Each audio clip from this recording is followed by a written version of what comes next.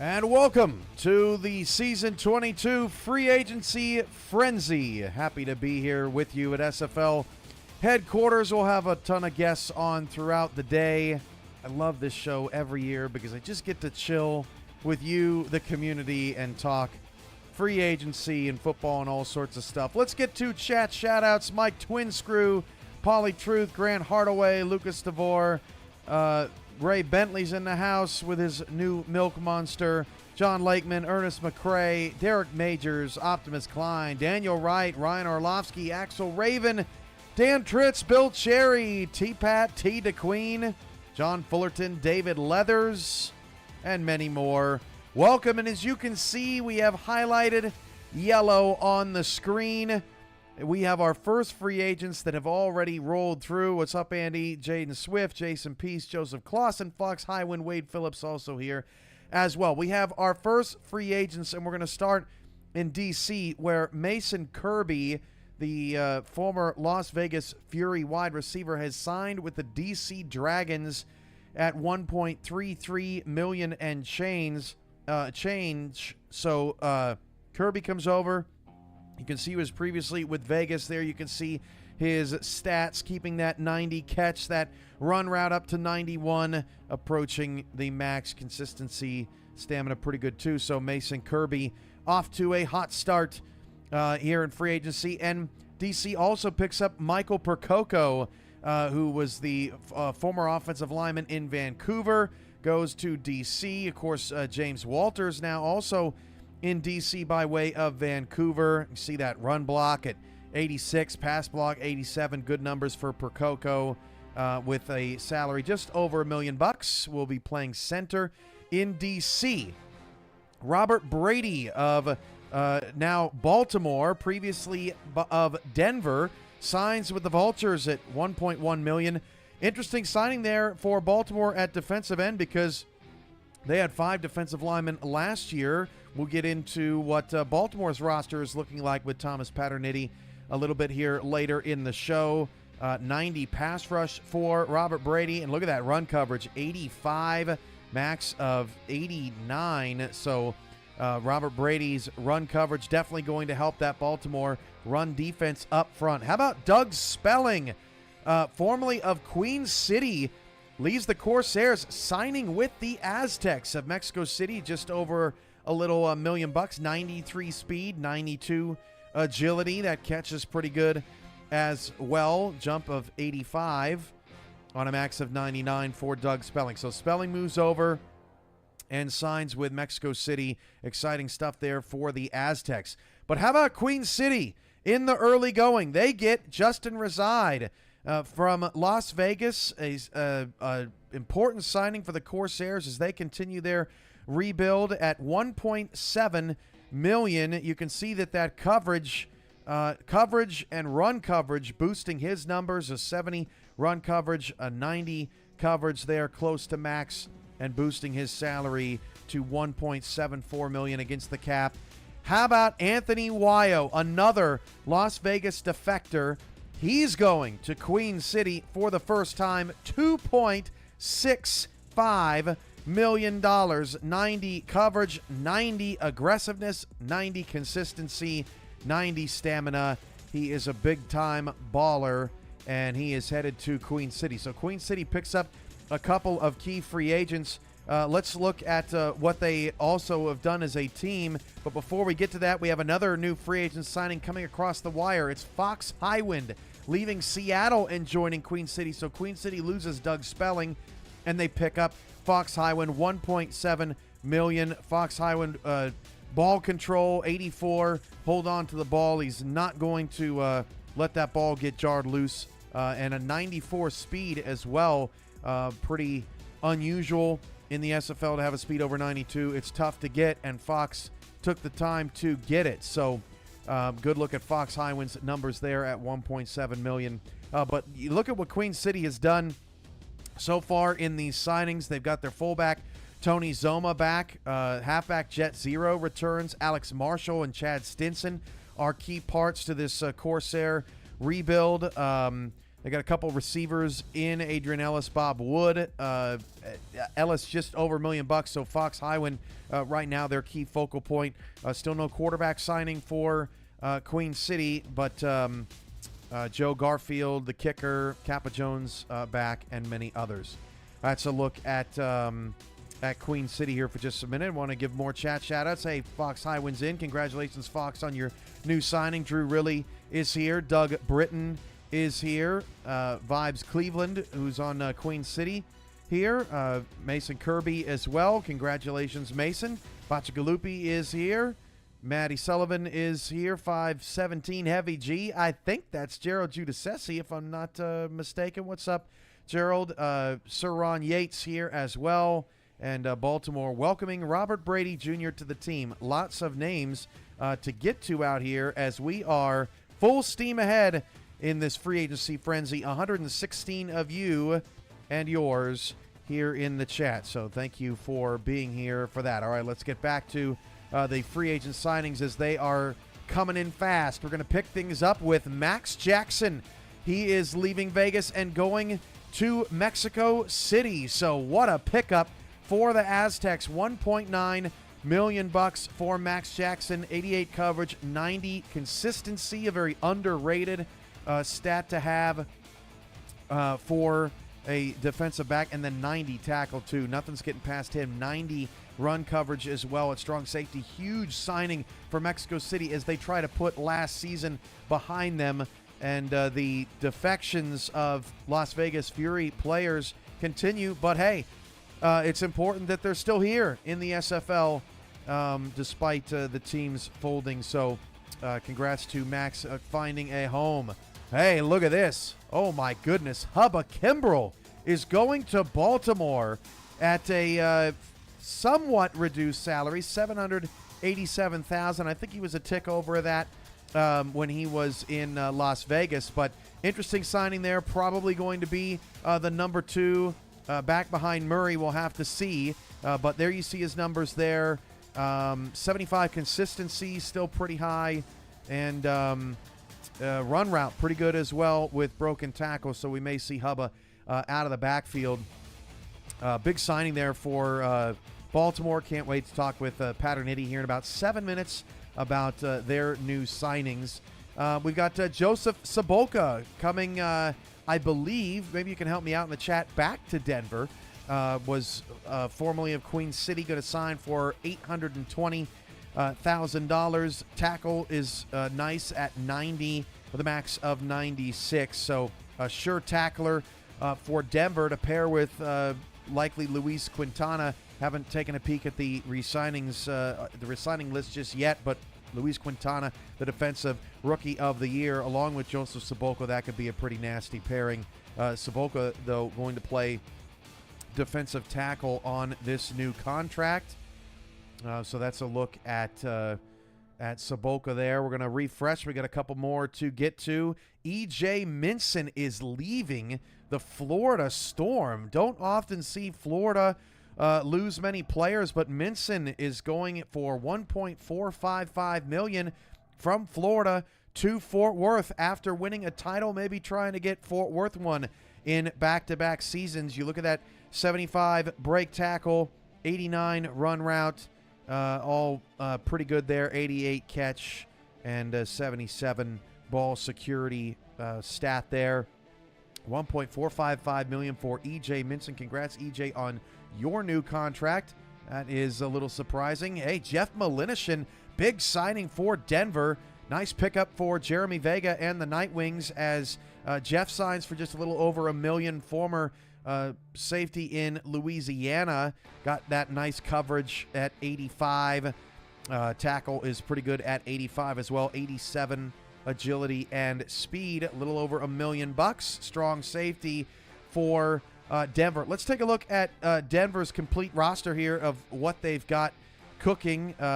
Jeff, assuming to be the starting strong safety there. We'll wait to see if Luis Quintana is returning to Denver after that great campaign. But Dylan Lewis and Jeremy Mosley already back. Mosley was a tremendous player for them.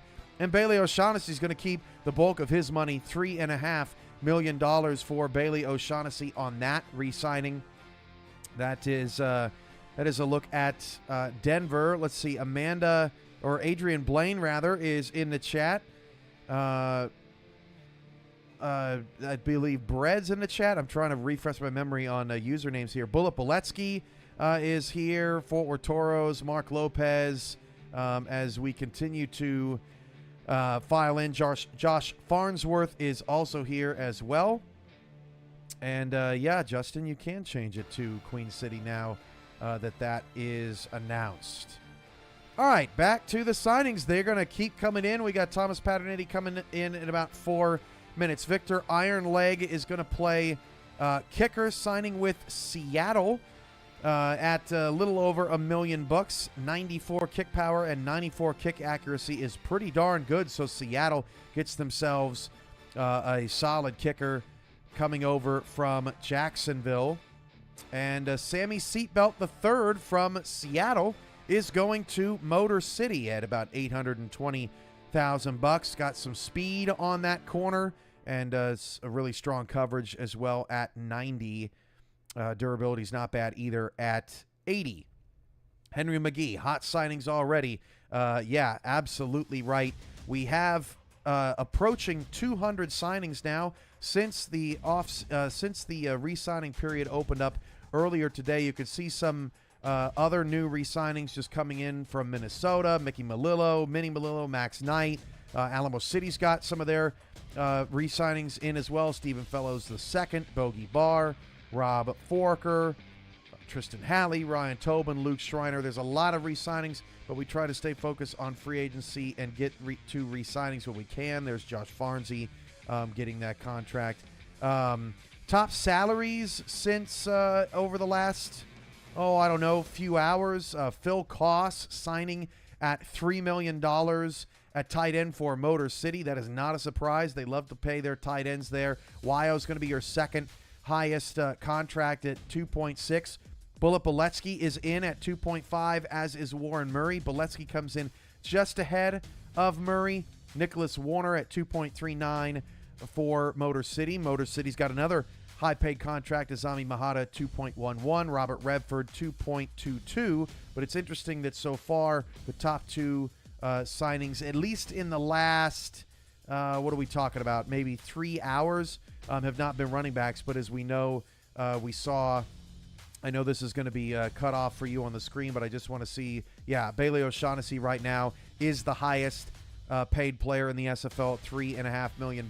And then Logan Jack in Los Angeles takes third place at 2.905. Those contracts came in earlier today, which is why we don't have them on our screen. We just have the most recent 100 transactions here to look over. Toriano Rivera, and I feel like I say his name wrong all the time, and I feel so bad, Mr. Rivera. I'm trying to get it right.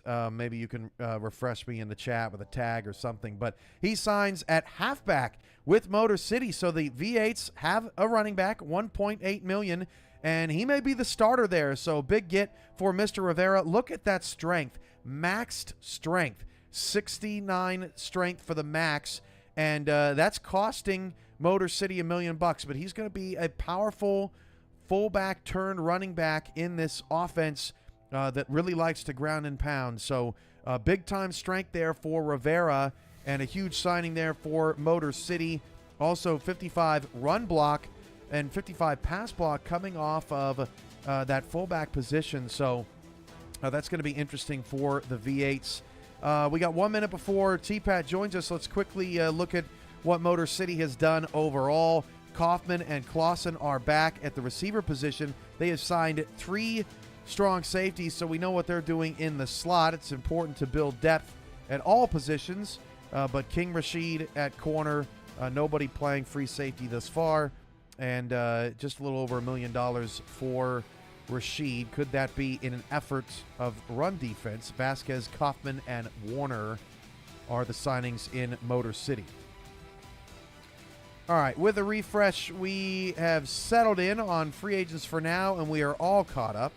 So we will reach out to Thomas Paternetti and get him on the line here. If you're sending me a DM during the show, I'm sorry, I'm probably not going to get to it. But I believe we have Thomas Paternitti now with us. How you doing, T-Pat? Hey, I'm doing great. Can you hear me? I can hear you just fine. We got you on the phone, and I want to jump right into the signing of Hubba Kimbrell in the backfield. Just judging by the salary, he's probably going to back up the Warhorse. What do you got going on in your backfield? Well, we signed Hubba, and we're looking to kind of move T-Roy back into a more traditional fullback role, but all three backs are going to get carries. And our challenge is going to be we've got Warren Murray, we've got Hubba Kimbrough, we've got T-Roy Gaines, three great backs to try to find runs and packages of plays that really accentuate what each one of them does best. I think it's going to be really exciting. $19.99 super chat from Michael Percoco. DC things. What do you think about your division rival picking up a guy like Michael Percoco and Mason Kirby, too, who's been clutch his entire career? Who picked up Percoco? DC did. Oh, DC, wow. DC got Kirby, too, as well. That's what started.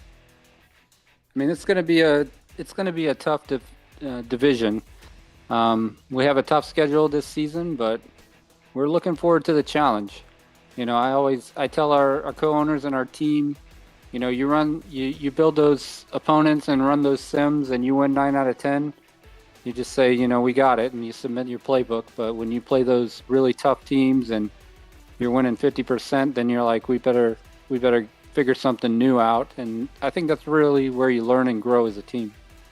Let's look at Robert Brady. Comes over from Denver. You get him for just over $1 million, trying to shore up that defensive front. What have you learned over the past 5-6 months of defensive line effort in this game? Not a lot of huge box score stats, T-Pat, but they sure can impact hurried throws and pressures and hits on the quarterback. Absolutely. And that's been a big focus of our offseason. We're trying to really shore up that defensive line. Both in run coverage, we got great linebackers, getting them a little more support up front, but also generating some pass rush. I think we're going to have some unique ways of generating some pass rush this season. I like that you talked about, what we learned. I really think this is going to be one of the greatest SFL seasons ever. The game is new, it's fresh, but it's not so fresh that people don't have any idea what's going on. I think this is really going to be the season when everybody has had a season under their belt.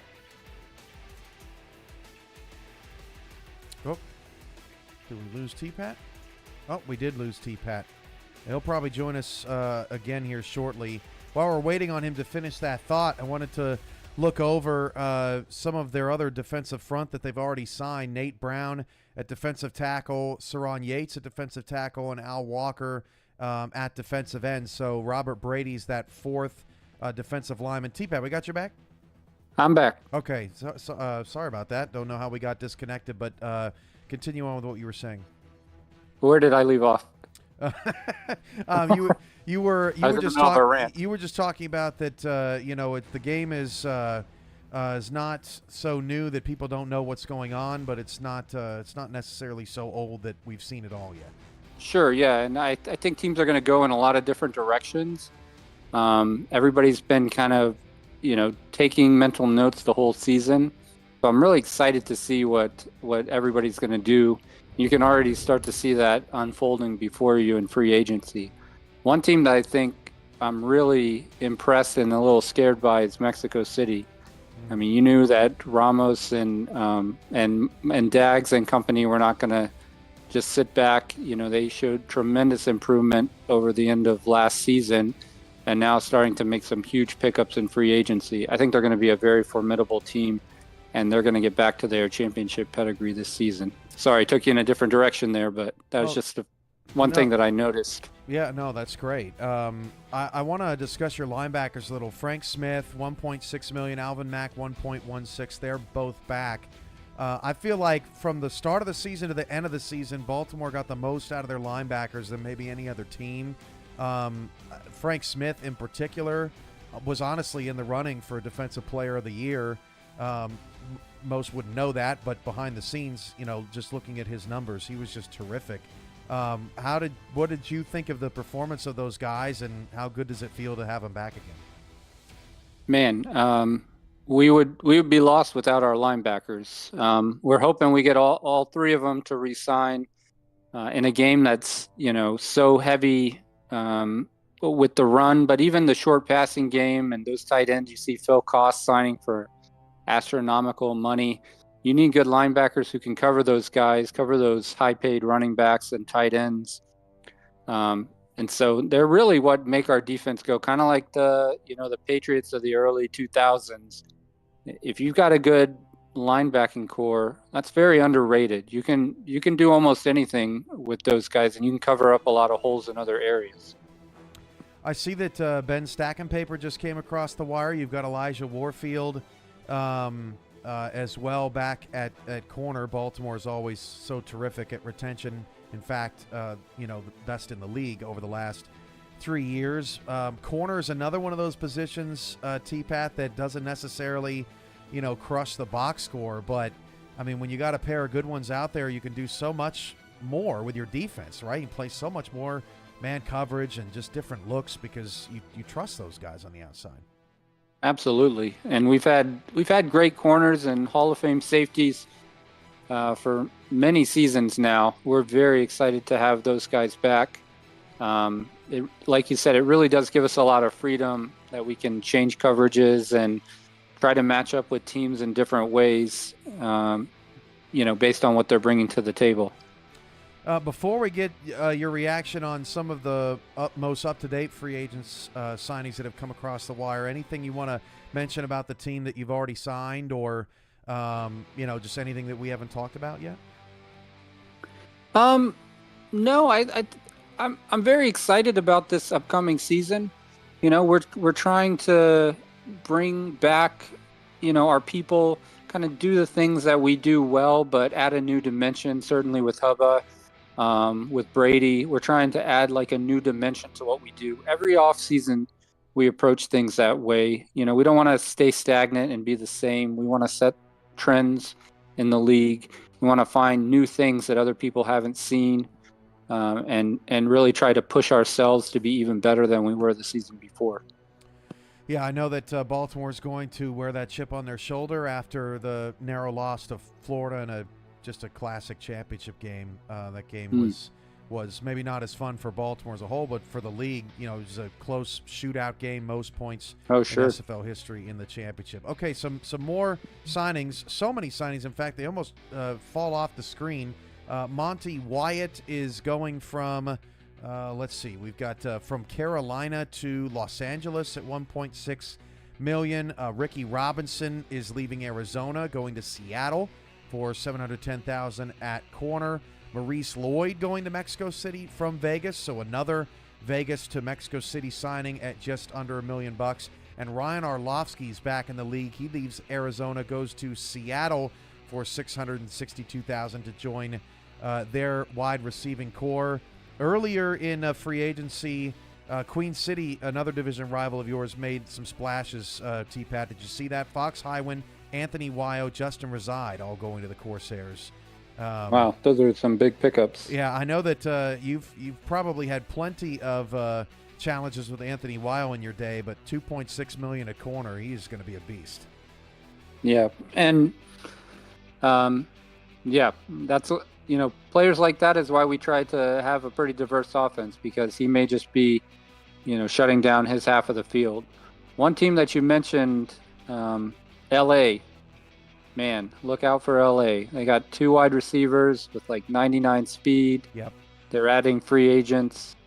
I'm going to be very interested to see what L.A. brings to the table. But Queen City, Baltimore, in my opinion, that's the original SFL rivalry. Yeah. We couldn't be more excited to be back in a division with them, so we can play them every season. I think that's great for the league, and we really enjoy it. So we're very excited about that. And still to this day, they always play you tough. I mean, even Absolutely. Last season, it was I think it was in the third quarter, and it was kind of like, wow, Queen City's here. It's. I think you would agree, T-Pat, that the SFL is better when Queen City is playing well and is in the mix, because it's very nostalgic. Yeah, I definitely agree. Well, T-Pat, thank you so much for joining us. It was our pleasure. It was great to catch up with a man of your stature and coaching pedigree in this league. Congrats on another great season. I know you didn't come away with a title, but you were very, very close and had another productive season. So congratulations to you guys. Good luck next season, and we'll talk to you soon. All right, thank you. All right, that was Thomas Paterniti, owner and coaching guru of the Baltimore Vultures, along with his partner in crime, Tim Johnston. Coming up next, we have Chad Rowland that is going to be joining the show to talk some Indianapolis Ramblers signing, and we're going to get him on shortly. Before we get to that, we're going to look at another free agent signing that crossed the wire. Ben Harrison, our first Sioux Falls signing that we've seen, leaving Sioux Falls, going to Seattle at tight end, $884,000. Let's take a look at Seattle because they've signed a lot of weapons here over the last 10 minutes or so. They've got Gus Scott, Ryan Arlovsky, John Fullerton, and kind of a reworked wide receiving core. Ben Harrison and Paulie Truth are your two tight ends. Truth signing at $1.5 million. About 2 o'clock this afternoon is when the Seattle signings started to roll in. So that's a look at where Seattle is at currently. Just a couple more signings as well. And hey, look who's back in Vancouver. Kendra Wells leaving Alamo City and going back to the Legion for a little over $1 million. Congrats to Kendra, the Disney Queen. 87 catch, 92 agility, 92 speed on her resume with 87 run routes. So Kendra Wells is back in Vancouver, and Mike Twinscrew is back in Louisiana. I'm pretty sure Twinscrew, yeah, he was there back in the Houston convention, was with Louisiana. So he leaves Canton. $1.2 million at wide receiver.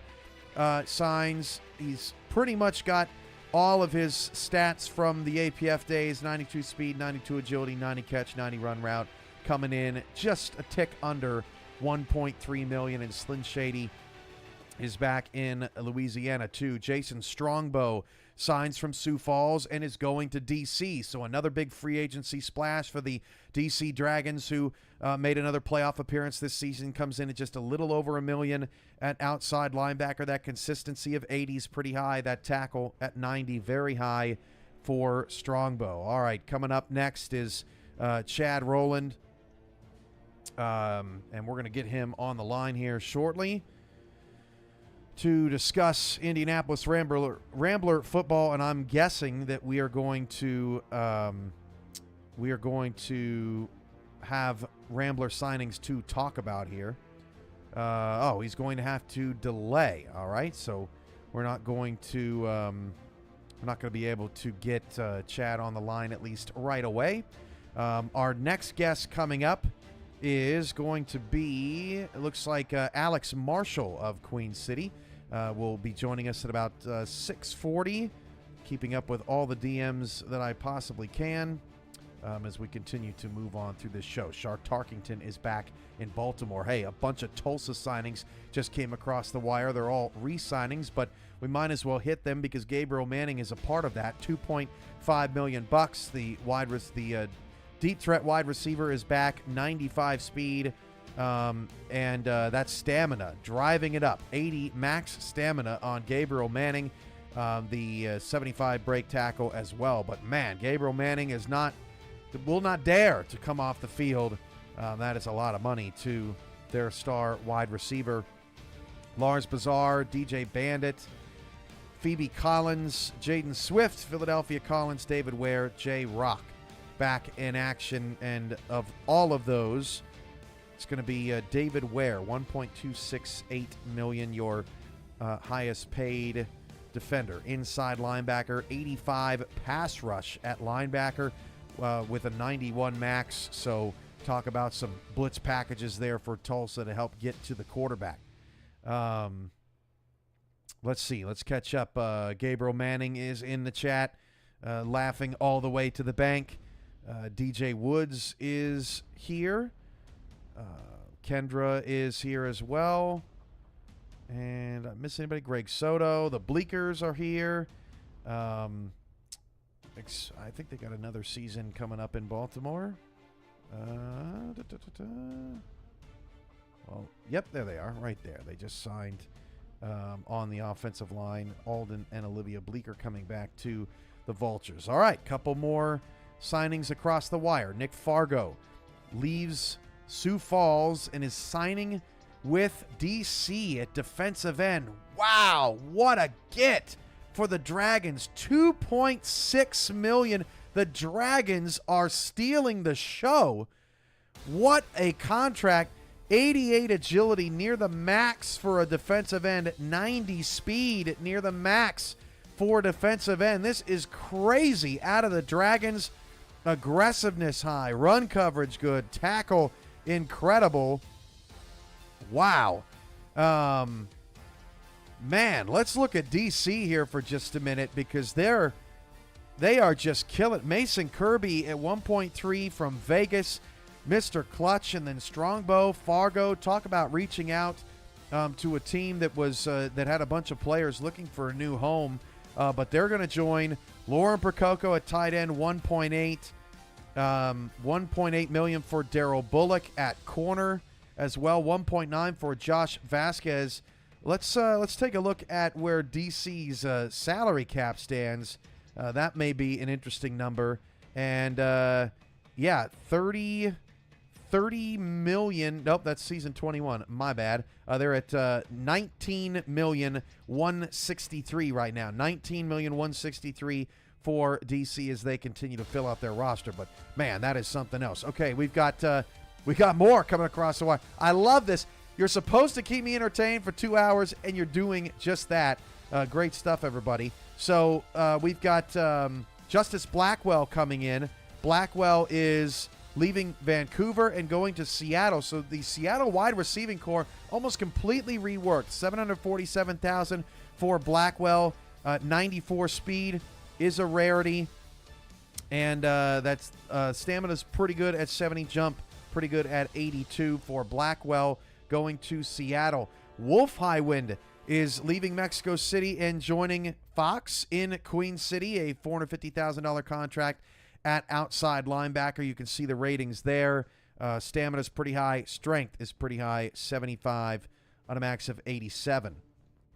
Luke Swift is leaving Vegas and going to Queen City. The Corsairs, man, the North Division just got tougher. Queen City and DC are rolling here in free agency. $1.2 million for the Corsairs at outside linebacker for Luke Swift. 80 coverage for a linebacker is terrific, and 87 speed is pretty good as well for Swift, making an adjustment there to linebacker. 85 jump as well, going to get into a bunch of passing lanes.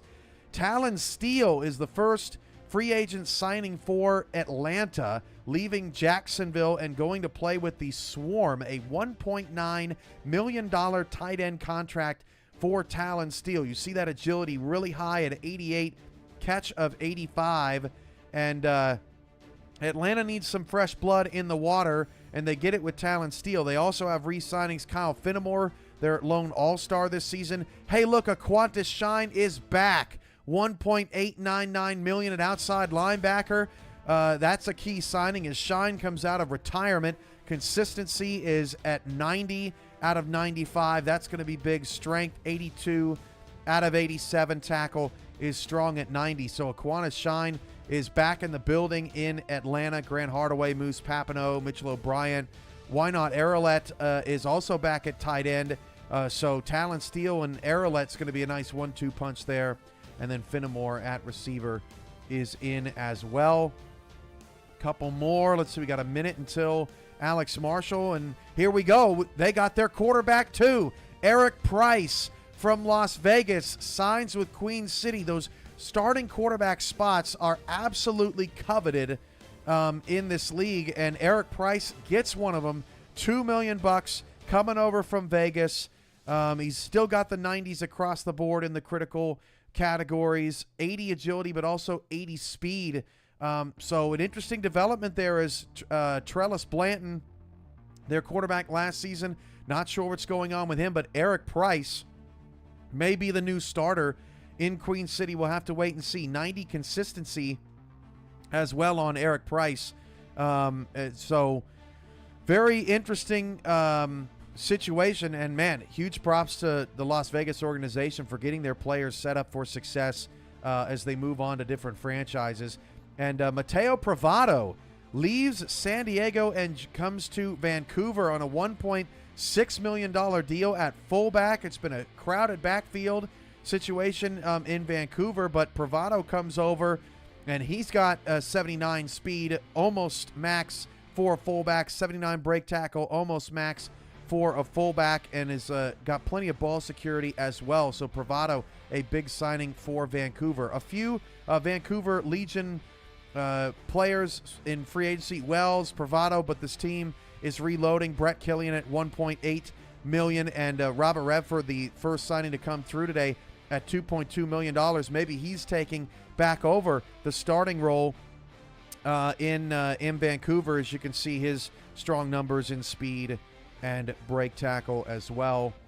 So big stuff there from Privado. Stuart Gotts leaves Sioux Falls and is signing with Denver. Another pickup for the Night Wings. $456,000, an outside linebacker. See his numbers there. A lot of speed for Gotts at 83.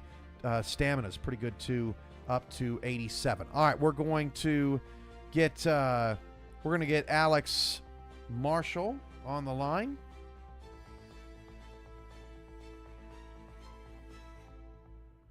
Have to dig through my DMs here. Forgive me.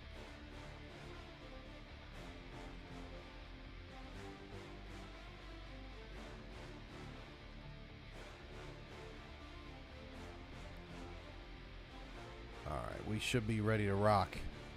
Can't wait to talk some Corsair football here with what Queen City has been a part of. Alex, we got you? You there, Alex? Yep, I can hear you. Can you hear me? Awesome. Yes, we can hear you. Welcome to the program here on Free Agent Frenzy. And, man, I don't even know where to begin. Where do you want to start, Alex, with all the Queen City signings? Well, a lot of this has been in the work for quite some time. Obviously, I see the chat, everyone asking about QB deal. We had to decide to we had to make a decision to retire Chelsea's player. He's actually going to stay with us in the organization, doing some scouting and coaching. He likes to analyze game film and stuff like that. But in the meantime, we had to get QB, and we saw Price was available along with a lot of these other Fury players, and had to go get him. Actually, I know Justin has been with Tom Welsh before, our GM, and, with the Ottawa Cavalry. So he's going to be sporting his number from his Ottawa Cavalry days, number 21. And then, of course, we got a little bit of more depth, like just cornerback. It's just some guy named Anthony Wiles. Yeah, just some guy. Useful. Four corners, all at $1.3 million or above. That's going to be a strong secondary. Yeah, that's the plan. And obviously, sort out our linebackers as well, getting Wolf in as well. He didn't get a lot of starting time from what I understand with Mexico City, and because we had the space and the time, we were able to get him in, and he can actually play, which is good. We'll play with his dad, of course, which will be great for them. Yeah, it's never fun to contract as a league, but sometimes it can really benefit teams like Queen City, who are maybe in the middle of a rebuild, trying to get out of a rebuild. And you certainly were the benefactor of some big names here: Wyo, Fox Highwind, Wolf Highwind, Justin Reside as well. How did all that come about? Well, a lot of the talks with guys like Justin happened quite a while ago after the thing with Vegas, and I know that Tom and Justin had a connection before, so they've been friends for a while, and he's been wanting to work for him for a while, so we really pounced on this and really worked hard to get it done. In terms of the rest of your team, you guys bring quite a bit back. What are you expect by the end when it's all over, Alex? What is Queen City's roster count expected to be heading into the draft? Well, I believe we'll be needing the draft to get to win around the minimum. We are hoping to get a couple more in before we get there. In a couple of weeks, we'll see. But I'm a big SFLM guy myself. I'm an offensive coordinator / head coach with the Chicago Warriors now as well. So much needed practice there because we need it. Because someone decided to make my first ever pro game as an OC be against Baltimore away. Great. Whoops. Yeah, sorry about that. That's about the toughest assignment you can draw outside of maybe Florida. But what would you say would be your, I guess, the favorite conversation or the favorite person that you got to know in free agency? Because that's the one part of this, Alex, like I don't get to be a part of and that I don't know anything about. I don't get to have these conversations with these free agents about, are you happy with your team or are you interested in coming here? Was there anything that caught your attention just from talking with the community around the league? Well, it was good to talk with Fox about Wolf and what he wanted, because he wanted to make sure he was getting playing time and kind of get him somewhere a bit better for him. And with the position our team is in, the best thing we can offer people is playing time. We don't have a massive mega super team where we have to rotate 35 players around. Everyone that's in there will be playing. And Wolf's a good player, and he'll get to play with his dad now, and that'll be great. Your thoughts on your division rival DC and what they've done in free agency so far? Nick Fargo, the latest to come across the wire. Oh, yes. It's a scary division, getting scarier. But I'm excited to be up for the challenge. Having this trial by fire with the very rapid SFLM season has given me good practice for Queen City. I'm still doing Chicago sims right now before submitting the playbook. Still got a few hours before the deadline. Plenty of time. Yeah. Big games tomorrow. Chicago takes on Albuquerque, and they're not going to lie down as a veteran team themselves. Alex, you were one of the most coveted players out of the minors, maybe in league history, but sometimes when players make the transition from the minors to the pros, it doesn't always necessarily transition in the sense that, they either become a bust or it's just not the same as it was in the the newness has worn off, but it seemed like you really enjoyed your first season in Queen City and in the pros. How was it for you? Because we haven't gotten a chance to speak with you since you got drafted and all that. Yeah, it's been good. Been learning a lot this first season, doing scouting, trying to figure out a way to scout that fits the new game, and obviously having the game itself, and because it's so much more accessible now, which is great for everybody. If it wasn't for the game switch, I wouldn't be a coach right now. And that's great. Oh, that's great, and that's great to hear too, because we always want to make sure that we involve as many people as we possibly can. It's a good-looking team you're putting together. You're not in a desperate position right now, which for Queen City, that's a great place to be as you hopefully get out of your rebuild phase this season and into the playoff conversation. So, Alex, I appreciate you joining the show, and good luck the rest of the way here in the signing period. No problem. Thanks for having me on. All right, that was Alex Marshall, Director of Player Personnel for Queen City.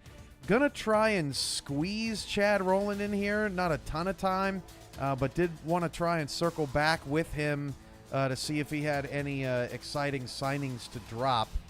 We'll see if we can pull him in. Chad, you with us? Yeah, now I am finally. Excellent. All right, what you got for us, Chad? Yeah, so I'll try to draw it out. I don't think anybody wants to hear Doyle. So here's what we got, right? So I'll start with the easiest one first. I'll work our way up. So we cut quite a few people here at Indy this past season. For other reasons than just basically we needed to get some fresh faces in. So one of the things we wanted to do is, as it was well known, is Robert Cherry became our general manager. So we were able to sign Robert Cherry to his contract, $1.063 million. So bringing him over as a starting defensive tackle, that's going to be huge for us. Our defensive line needed to get built up as well. So him coming over here is going to be a big key piece for us. Yeah, big signing there, a little over $1 million. And you had mentioned earlier that Robert Scherer is going to be your GM, so that was a bit expected, but still a strong start for you guys. What else you got? Yeah, so strong start for us so far. Then, obviously with Robert coming over, we were able to get another player from Charleston to come over as well. He was on the defensive line last season, but we're going to go ahead and convert him over to outside linebacker, and that's going to be Thomas Matthews. So Thomas Matthews is going to come over with us and be the outside linebacker. Little over $1 million as well, and the pass rush of 92, right? Or 90 TOO 92 is going to is really going to help. Those blitz packages, kind of like what we saw with David Ware and Tulsa. Can't you just see the Chad be like, it's 90, not 92? I always have to clarify for the internet trolls out there. What else you got? Well, of course. I mean, that's just what it is, right? But yeah, I mean, his build obviously with getting that 90 pass rush and still having that 82 speed. I mean, we saw Telemac do some good things for us this past season with the speed and pass rush he's got. So we're hoping to see something on the other side with Thomas Matthews as well. So I actually have, let's see. So we have another signing here. I didn't know if this was actually a free agent signing or not, but we were able to get Philip DeFeld to come over and be a punter. So we have a special teams coach this season for us. So Philip DeFeld will be filling that role as a punter. And then probably one of my favorite moves of this, because in rivalries, you don't ever really see rivals go from one to the other, right? I mean, Eric Price is somebody that kind of pops up going from Denver to Vegas in that time frame. But to get a guy that rinses off the stench of the Sasquatch and comes over to Indianapolis is a big thing for me. So bringing in a guy named Rick Evans was a cornerback last season with them. Wow. Rick is going to come over this season on the better side of the rivalry and here at Indy. I mean, what a traitor. I can't believe it. I can't believe you actually got someone from Minnesota to want to come play for you. That's quite an achievement, Chad. I mean, he found soap, right? Those guys just don't know what that is. And, he was able to find that lovely invention. And, he's going to be a great addition to this defense. Obviously with the players we had to give up, Adam Nold and Angel Maldonado and Blake Prine, going over to Houston. We needed to rebuild our secondary, and this was one of the key pieces that we got to do was bring in Rick Evans. 78 strength, pretty rare for a corner, so that's a big pickup there for Indy. Anything else for us, Chad? Not at the moment. I have one that will be pending, but he just has not officially signed yet. So once he does sign, then we'll be set to go with him, and that'll be another good player for us as well. Well, I mean, looking at your team in totality, I mean, a lot of re-signings, a lot of people coming back. So quite a bit of names out there. I count maybe at least 20 just offhand. So good start for Indy here in this signing period. Great, in fact. And thanks for joining us, Chad, and I'm glad we were able to squeeze you in. Yeah, thanks for squeezing me in, Cam. Appreciate it. All right, thank you. That was Chad Roland. J.W. Doyle is up next because Doyle has some sort of announcement to make, and so we're going to let him make it on this show. Let's see. All right, we're going to try and get Doyle on the line. We've got some free agent signings to get to that we haven't talked about yet, and we'll talk about that with JW just a bit. But we have JW now. How you doing, JW? Doing very well. If you can give me like 1 minute, I can put on an actual headset. All right, go ahead. While you're putting on that headset, we can get to some of those signings. We're all the way down here at the bottom of the screen because we've had plenty come across the wire. Terrell Cooper leaving Mexico City and going to Portland, $1.28 million. So a big signing for the fleet. Terrell Cooper, pretty nice season in Mexico City. 90 catch, 74 stamina for Terrell Cooper. Charleston is into the free agency game. Ian Francis leaves Tulsa, going to Charleston at wide receiver. A little over $500,000, approaching 600,000, 80 jump, 70 stamina, close to maxes there. Brad Taylor Wright leaving Vegas and going to Charleston. So another fullback on this team, 573,000 for Brad Taylor Wright. Great ball security, really good run blocking as well. We'll get to some of the other free agency signings here in a moment, but JW back with us? Yes, sir. Yes, sir. All right, awesome. Do you have an announcement for us? Is this a simultaneous contract coming across the wire situation? I believe it just came across the wire on my screen. Perfect. First off, I just wanted to say thank you to the Florida organization. Obviously, I spent about 4 years there. No hard feelings, just I wanted a new change of scenery. Similar situation to EJ Minson. We had spent our time there. We won the championship. Huge congrats, especially huge shout out Alessandro Tomiello, Optimus Klein, Ryan Davidson, Mighty, Art Vandalay. You know what I'm saying? They did a great job. I knew we were gonna go deep once we finished that roster, and yeah, they won it. But for the future, and to the chagrin of quite a lot of people that were trying to figure out where I was going, I talked to Doug Day and talked to Polly Truth and TJ Harper, and I'll be taking my talents to the Pacific Northwest and the Seattle Nemesis. So congratulations, JW. 1.11 million, and can't wait to see what you do there. And I see it's halfback, right? You're moving to halfback? Yes, sir. This was one of the things that I had pointed out last year as kind of a halfback 2 and a fullback kind of have a similar thing here. Mm-hmm. So I was like, do you want me as a fullback or do you want me as a halfback 2? And they're like, okay, just be a halfback 2. We're not exactly sure how it's all going to iron out. Obviously there's a ton of wide receiver additions to the squad, but it should be very fun. But yeah, so. Yeah, that's exciting. And first of all, JW, what was it like winning a championship? Florida got over the hump, and I believe that's your first. Am I wrong? Were you there in 12? No, sir. I came along in 13, so I was there for the loss to Denver, and I was there for the loss to Baltimore. And then obviously the two losses to Arizona in the conference championship or the semifinal.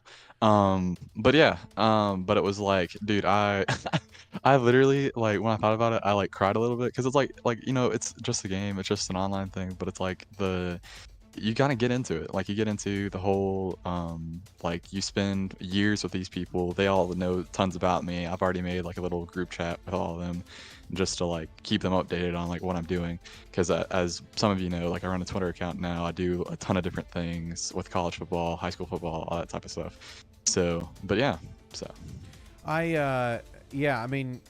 Even just this year, everyone has a 4% chance of winning it, and when we had 28 teams, it was even less than that. So it's hard to not only win a title, but be a part of an organization for as long as you were, stick it out, be so close so often, and then finally get that win for you. So congratulations to you on that. Any free agent signings that stick out to you so far, surprise you so far before we let you go? Okay, good question. There was a few, but let me just look back. I saw Nick Fargo. That was crazy. I looked like he is left on red from 2 years ago when we had a linebacker opening.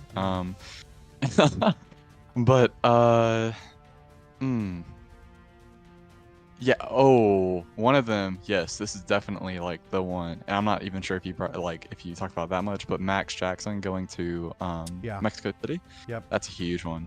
And then as a secondary one, which one was it? I literally had just saw it. Hold on. It's funny. Max Jackson signed at 5:06 about 53 minutes ago, and we've had 98 signings since. For sure. That's a lot across the wire. But yeah, those were a couple good ones. Oh, and obviously, shout out my dog, EJ Minson, going to Fort Worth. And it was so funny. I let no one know where I was, and then EJ was trying to play the same ball with me, and it took about like 2 questions, and I figured out he was going to Fort Worth. But I think it's great for him. It also change of scenery, and wherever Adrian Blaine ends up going, also another one of the Floridians that will be finding a new home. But thank you for having me on, Cam. Love you guys. Thank you. And And- JW, before you go, Minson going to Fort Worth, does that mean that Stephen Hacker may actually retire? Do you have any I inside have no information clue. on that? Okay, I don't either. I haven't played. I haven't played with me and Hacker over the summer and over last Christmas. We've like played Halo a lot, so maybe in a week or two. But yeah, but I do know like him shaking it up there. I do believe he will end up being their receiver one, or at least their two. I don't know. Maybe I'm lying. He's listening to me right now. But yeah. But yeah, but also random shout out on Twitter at Southern Charm SP. Anyways, There you go. All right, JW, thanks for joining us. Congrats again on the championship, and good luck in Seattle. You too, sir. All right, awesome. That was the great JW Doyle. Okay, before we bring on Alessandro Tomaello to talk Florida, we got a lot of signings to get to that we have not talked about yet. Even already off the screen, okay? Todd Rigsby signing with Tulsa from Queen City at $850,000, 85 coverage. Really great there on Rigsby. We've got Christian Bacigalupi leaving Seattle and going to Carolina. Welcome to the show, Carolina. $1.17 million for the Skyhawks as they collect a much-needed wide receiver. This team needed a little bit of wide receiver help, and they got it in Bacigalupi. Jabu McSlim leaves Portland and is going to Alamo City. $770,000 at defensive tackle. That 85 consistency, very high for Jabu. Vin Calya leaves Minnesota and is also heading to the artillery. $1.57 million for Vin. Got that 93 speed and 93 agility, 85 aggressiveness for Vin Calya. So the Minnesota passing game surprisingly struggled after a big free agency haul last season with Calya, Deezer Powell, etc. But Alamo City scores yet another weapon. We talked about Cherry, Matthews, and Evans from Indianapolis when Chad Rowland was with us. Zastel Black is going to Los Angeles to be their kicker, another Sioux Falls player. $1.5 million. The strength on Zastel Black is maxed. Kick power and kick accuracy are pretty good. We also had some super chats come across. $4.99 super chat. Xavier Solomon went from one Carolina team to the other. We'll get to him in a moment. $5 super chat for Mark Lopez. 162 people in here and only 34 likes. Slam that like button and let's get the algorithm to push the SFL into the interwebs. Seriously, 162. We should do signings on a weekend more often. That is a huge number, and it just goes to show you what can happen when I actually send the notification out on time in advance of the show. So that's all good stuff there. Making sure I didn't miss anything else, and I think we are good to go. Okay, back to the signings as we roll through them quickly before we bring Tomaello on. Jay Viper has left Indianapolis. He's going to Tulsa. That feels like a really good fit with their offense. $853,000 on his wide receiver contract. He's got that 94 speed that is tough to get, and he'll add a much needed added dimension to that Tulsa pass game opposite of Gabriel Manning. Adam Nold, as Chad Rowland mentioned, left Indianapolis. He's signing with Charleston at $642,000 at corner, 88 agility, 84 jump. Pretty high there for Adam. Okay, J.W. Doyle, we talked about going to Seattle. How about Xavier Solomon going to the rival Charleston Predators? Signs at $1.2 million at tight end. 80 catch, 82 speed, 80 durability. That adds to the rivalry of the Carolinas. Lyric Da Vinci leaving Louisiana and headed to D.C. at wide receiver, just a little over $1 million. So D.C.'s added a couple of wide receivers to their resume. 89 run route. Looking good there for Lyric Da Vinci. Nick Lockett is leaving Mexico City and going to Vancouver. That's the second wide receiver that Mexico City has lost to free agency. $1.4 million as Vancouver reloads with Kendra Wells, and now Nick Lockett at wide receiver. 93 speed, 90 catch for Lockett, 74 stamina, 89 run route going to Vancouver. Blake Prine leaves Indianapolis for Houston. As mentioned, Blake Prine is now Houston's new GM. $1.4 million at strong safety with 90 agility, 89 speed, 90 consistency, which is pretty close to max there. 88 jump as well. Bo Martin Jr. has come out of retirement. $1.3 million at corner. Thick and Juicy retired earlier today. 83 consistency, 92 agility, $1.3 million. Alamo City gets their man back. Bo Martin Jr. All right, we're going to try and get Tomaello on the line to talk some Florida signings here. We'll see if we can get him on the show. Give us just a moment.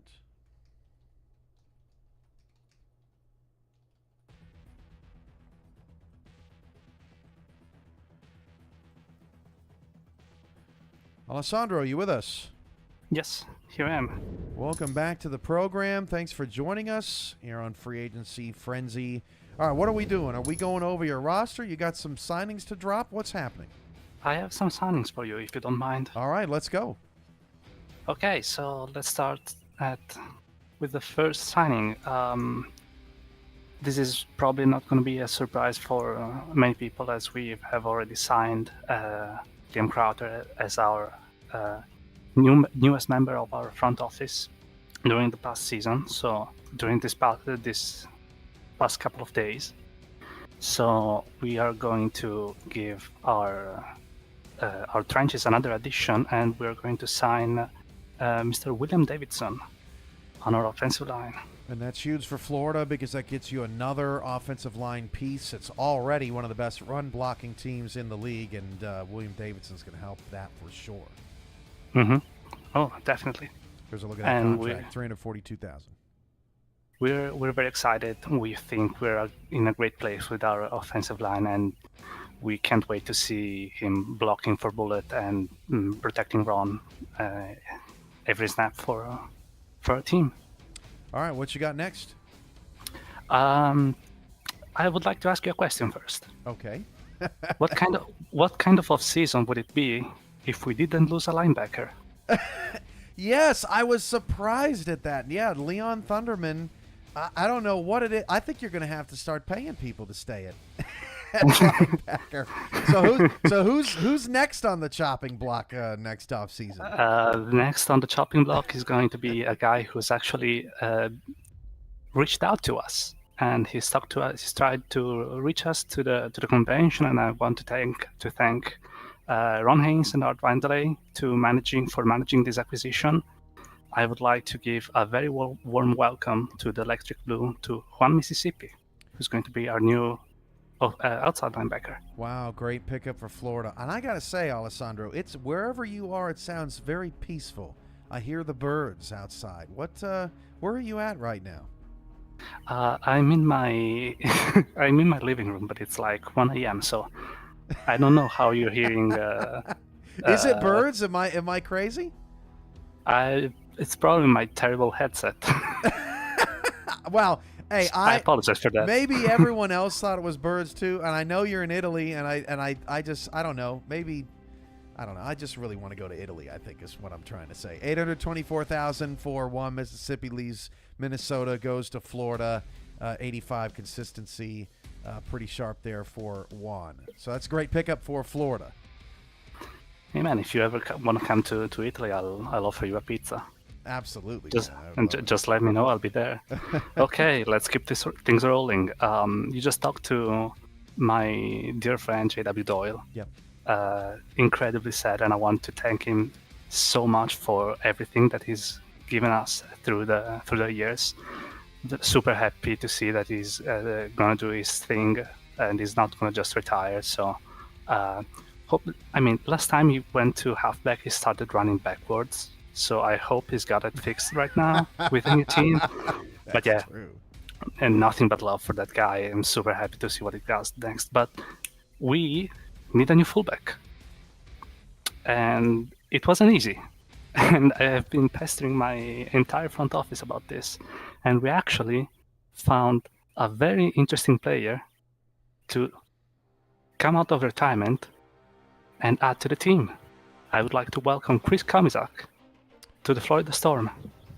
Wow, from Minnesota, 1.67 million. What a pickup. Chris Comisac, it's almost like he just can't quit it, can he, Alessandro? He's try as he might, because coaching and scouting can take a toll on a man, but is he going to be doing any of that with Florida, or does he just get to kick back and enjoy the show? He's definitely going to start as just a watcher and look at where things are going, and maybe we'll see if we can actually rekindle some of that fire in him and try to get him on the staff. But even if he just wants to deck people in the mouth, I'm 100% happy with that. Very good. So Comisac's going to Florida. You got anything else for us? I have one more. Okay. We also had an opening at free safety, because we're actually losing Adrian Blaine, who's been another incredible, amazing member of our team, and I'm again super sad to see such a gem of a person leave. So we looked at our options. We talked to a few people, and we knew that the margin for error is very small, because that's a very important position, and we absolutely had to get it right. I think he's going to be the right person for us. We couldn't be more happy for him to get his signature on the contract and to write that down. Do you see where this is going? I'm too dense to follow. Straight from the Waffle House, we're going to sign Daniel Wright. Oh, Daniel Wright from Minnesota. I did see that he announced his free agency, but man, another huge pickup for the Florida Storm. 1.63 million. That aggressiveness, agility, very strong. Before you go, Alessandro, congrats on these free agent signings. I do want to ask you, just like I asked JW, what was it like winning the title this season? I believe your first as well. Yes. With the Storm, and just, you know, your whole journey kind of culminating into that moment. We moved games. Y'all had those couple setbacks in back-to-back weeks. You overcome that, and you ended up winning the championship. Where were you on that momentous occasion, and how did it feel? I was trying my best to not scream my lungs out, because, you know, time zones are a thing. But yeah, it's been an incredible journey, getting the win over Baltimore, who has been such a great dynasty, such a great team. Nothing bad you could say about that team. Absolutely magnificent team. To get a revenge for the championship game that I played against them, that we lost on a last second tackle on an open field. So just insane, just an insane feeling, and then couldn't be more proud and more thankful for everybody who's been with me, helping me with this journey, and I can't wait to do it again. Hopefully. It's a special feeling for sure, and it's something that many never get to feel. I'm so glad you got to feel it. And hey, look, man, Italy is on my bucket list. I will definitely hit you up when me and my wife end up getting to go someday. And hopefully it's someday soon. And we get to sit down and have a nice meal together. So I'm really looking forward to that. Absolutely. All right. Thank you very much, man. Thank you, Cam. All right. That was Alessandro Tomaello. Always a great person to keep tabs on and listen to his, passion for the SFL and Florida and all that good stuff. Okay. Before we get to our next guest, because we're starting to, there's been so many signings, which is great, that we're actually falling behind a little bit. Chris Curtis is Andrew Gibson is our next guest coming up. And Gibson is probably on to announce one of his signings, or announce where he's going, I should say. But we still got some free agent signings to get to, so I'm going to try to run through those as quickly as I can. Leon Sandcastle is signing with Charleston at the tight end position. Sandcastle, a relatively new player, is also playing on the developmental team, but is going to take his current SFL contract and sign with the Predators. So another good get there for Charleston. Chris Curtis is going to Carolina, 1.7 million, leaving Vancouver and going to the Skyhawks. Cream him indeed. 1.70 million bucks. 93 speed, 92 agility, 90 jump for Chris Curtis. So again, Carolina getting some help in that wide receiver room. We talked about Davidson and Mississippi, but we've got to talk about Merrick Itera, Max Jackson's right-hand man, going to Mexico City. So now the Aztecs have Ray Bentley, Max Jackson, Merrick Itera, all in the Hall of Fame, all playing for the Aztecs. And now they have 4 different either current or previous former owners on the team as well. $1.8 million at corner for Merrick Itera going to Mexico City. Another big signing for the Aztecs. And Sudo Nakai's contract just dropped. The new GM in Vancouver, leaving San Diego, $1.85 million at running back. So he's going to be splitting time with Robert Redford. We saw his contract come through earlier today at $2.2 million. So it's Nakai, Redford, the new 1-2 punch in that backfield. The 92 speed on Nakai, nearly maxed out, and Vancouver paying for it. 84 agility, nearly maxed out as well on Nakai. Let's see, do we have any updates? We've got a bunch of re-signings. Congrats to all those guys, but we're going to try and keep it moving. Andrew Gibson is up next to likely discuss where he is going. Let's see if we can get Andrew Gibson on the line.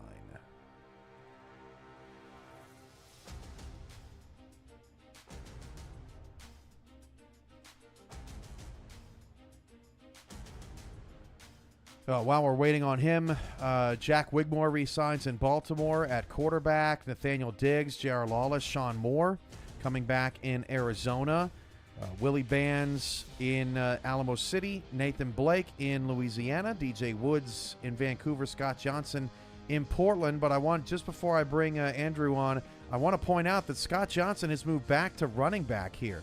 $2.3 million at the running back position.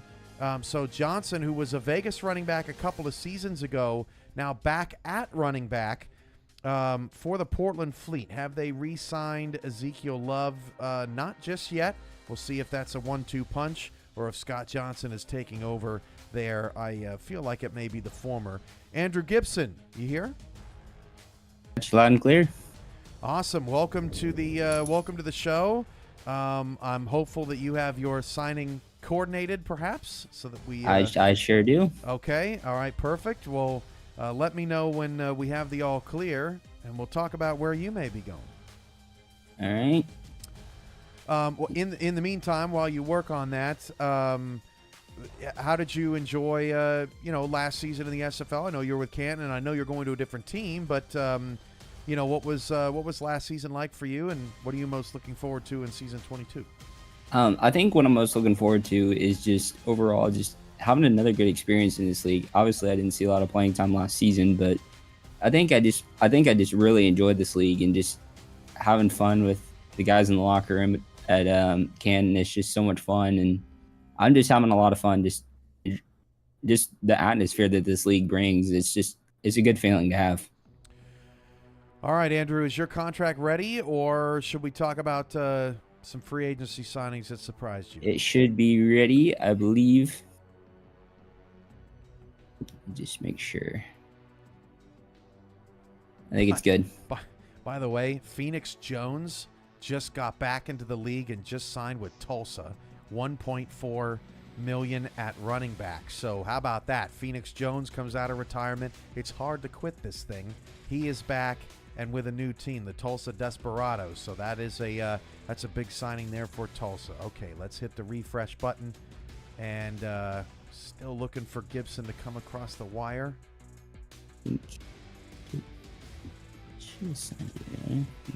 It's tough to coordinate these things. Just make sure. Just making sure it's something on my end. Shout outs to everybody watching as well. We got Bridge City Bird, Damon Simeon, Skippy's here, Joseph Clausen, Liam's here as well. We've got NP Dragon Rage. I see my name near the bottom of the screen. Yeah, these signings have been coming in pretty quickly. Except this one, apparently. Andrew, it's good things come to those who wait. Is that the expression? Andrew, I'll tell you what. When your signing does come along, you want me to pop you back up? We can talk about it? Yep. Okay, Yep. sounds good. We'll catch back up with you before the show ends. All right, sounds good. All right, thank you, Andrew. Okay, so we're gonna find out what's going on with that. But a couple big running back signings have come across. Scott Johnson for Portland, Phoenix Jones for Tulsa. The Tulsa one is pretty interesting here. Douglas Brown has not come across the wire just yet. Lars Bazaar was the first signing of the day for Tulsa, but that's a look at their team makeup. They've gotten Todd Rigsby, Jay Viper, Phoenix Jones in free agency thus far. And we'll give Andrew one more shot. All right, so we're going to move to our 7:20 block, and that is Chris Curtis, who just signed with the Carolina Skyhawks. So we're going to get him. On the call. See what Chris Curtis is up to. What's going on, Kurt? Not too much. Bit of a big day and a change in uniform, as it were. But a lot of fun to be had, and a lot of really notable people changing teams. I'm noticing in this contract list. When was the last time that you changed teams? That was from the Curtis Looks Like the Corsair logo days. Yeah. And then that got on a shirt. And then you managed to get another shirt in Vancouver. But how long ago was that? I think it was end of season 17 going into 18, So if I'm not 3 mistaken. years ago. Might have been 16 to 17, one of those two. But either way, yeah, it's been quite a while. So my only question is why you would want to play with Skippy Curtis. I mean, come on. Well, I mean, because I get to see her every so often when we run off and on the field. She plays defense, I play offense, so Yeah. there's that. And then that way there's not as much I guess marital disagreements when she's on the field and I'm off the field, and there's that. So so that'll be good. But no, I'm looking forward to it. I was looking for a change in experience. I think it was more than anything. Nothing negative to be said about the guys and gals in Vancouver. Good environment to be a part of, and if you have a chance to spend a season or your career there, it's a good place to be. But coming to Carolina, different type of experience. There's literally, and I can guarantee you, even without seeing the other locker rooms, no locker room like Carolina in the league. And wanted to be a part of that experience. So this is where I'm at, and looking forward to it. Skippy, that is rude. Show some respect. So the wide receiver room in Carolina kind of reborn here. We've already got 4 across the wire. Quintero, Curtis, Bacigalupi, Prasad. Only 3 contracted wide receivers this past season, and you could tell that the offense was kind of hindered by that just a little bit. So I'm sure you're really looking forward to hitting the ground running in Carolina and help them to new heights. Yeah, absolutely. Using the run game that they've already established with Ike and whoever else ends up on that side of it, using the run game to balance the passing game and be able to work off of each other is a big development for Carolina, and very much looking forward to seeing how that ends up going forward. Henry McGee asking what's wrong with Skippy. It's all in good fun. You can say things to friends that you wouldn't normally say to complete strangers. Yeah, so fair enough. Hopefully she's not too emotional about it, Curtis. All right, so oh my god. so back to the free agency moving and shaking, Curtis. What has shocked you today? I mean, just a little bit ago, I made an exclamation. I saw Phoenix Jones came back into the league after leaving Mexico City the way he did, and he's back in the league in Portland, and that. I think you're probably on the money with the Ezekiel Love analysis. Probably going to be a 1-2 punch there. Xavier Solomon heading across state lines and across the other side of the rivalry to Charleston. That is one that kind of struck me as something that's bit of a shock. How about Vin Calia headed to the artillery for the contract that he got? That was a shock from earlier. And then I'm liking keeping it home base. I like the Bachikalupi signing for Carolina as well. That's a good pickup. Somebody who wants to be involved in the offense. That really maybe didn't see as much play time in Seattle as he would have liked. So looking forward to seeing how that goes. Yeah, it's been a wild evening, surprising evening, as the signings have just flown across the wire. At one point, we had 162 or something watching the show, and it's interesting, Curtis, because so often we get into the middle of the season as broadcasters, and we'll see 38 or 42 or whatever watching a game, and sometimes we sit here and wonder, especially out in like game 10 of the weekend, does anybody care anymore? And then you have a show like this, and it's like, oh yeah, people really do care, because these shows bring the whole league together for these league events. And this is one of those shows, kind of like the scenario show the night before the last night of the regular season, where it's like, okay, we all do this as a community. Why don't we make a show of it? And why don't we bring the community together? And it's been a huge success. And, you're a guy that's been here for many years. So do you remember some days of old when it wasn't like this and we didn't get to celebrate these times? Yeah, so I think the real early days, your season 9, season 10 days, were not nearly as just before the Twitch front page era. Of the SFL was really before things started to really come together, and we saw the big boom in users and players, and just it definitely felt smaller and a little bit cozier, I think. But the nice part is the league has made room as it's expanded, so it hasn't necessarily felt overcrowded, I would say. We try. Yeah, exactly. It's a sometimes a work in progress, but no, I'm looking forward to seeing where it goes from here. I mean, there's still a ton of potential in the expansion of this league. There's still a ton of potential in the user interaction of this league, and want to find new and creative ways to bring that to life, not just with Carolina, but with the league as a whole. Vancouver's on your schedule this this season, as Carolina and Vancouver will get going. I'll be interested to see Sudo Nakai and Ike McBride talking smack on either side, and then you get to talk some smack with your former team as well. Is that going to be bizarre for you? It's hard not to circle the game on the schedule, and like I said, I mean, nothing but respect to those guys. It'll be fun to play against them, knowing the personalities that are in that locker room, and seeing them across the field from you will be a bit bizarre, and not being in that uniform will be a bit bizarre too. No doubt about that. But yeah, nothing but love to everybody over there, and looking forward to it. Anything else you'd like to add before we let you go? I don't think so. I think that's good. This free agency frenzy has been crazy. It's been a lot of really eventful signings. I'm looking forward to seeing what's next, and which ones have come off the board recently. So good luck the rest of the show, and I'll be watching. Thanks, Curtis. Yep, appreciate it. All right, that was Chris Curtis, now the wide receiver in Carolina. Andrew, I got your message, so that's all good. Coming up next on the show, we've got Minnesota General Manager Stephen Black, who's going to talk about some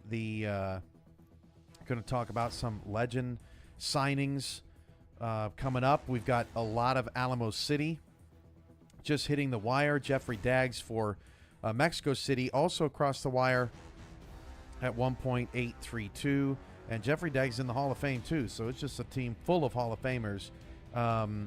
Particularly in that secondary for Mexico City. Maybe the most talented defensive backfield in the history of the SFL. When you think about Merrick Itera, Max Jackson, Jeffrey Daggs, all in the Hall of Fame, all playing on the same team, and then you have Ray Bentley as well at Hall of Fame Estadio Matt Wilson. Like, it's crazy. It's crazy how much talent they got on that Aztec team. But Alamo City with a slew of re-signings. Mickey McGuire, the All-Star, Yayo Montana, Ace Fennec, Jukin Rukin, Yogi Bar, Charles Michael. The Alamo City Artillery signed Vin Calia earlier in the broadcast, and I'm interested in what their wide receiving core looks like right now. And right now it's Montana and it's Calia. So just a couple that have come across. Ace Fennec is in as well at 1.98 million, just shy of 2. So that's what Alamo City's team looks like. It is 6:30. Let's see if we can get Stephen Black on.